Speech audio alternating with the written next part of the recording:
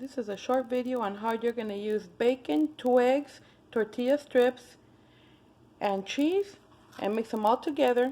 You're going to fry the tortilla strips like so.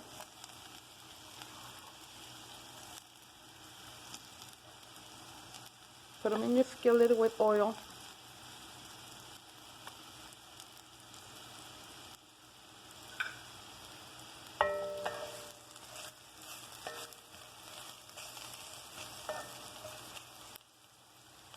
Add the rest of the ingredients.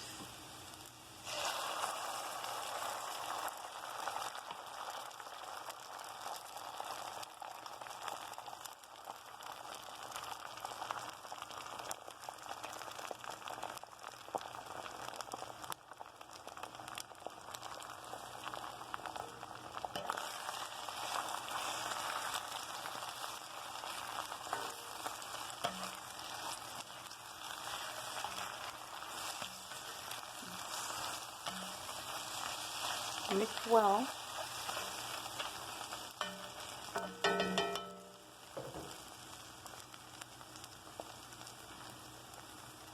Pour the cheese on.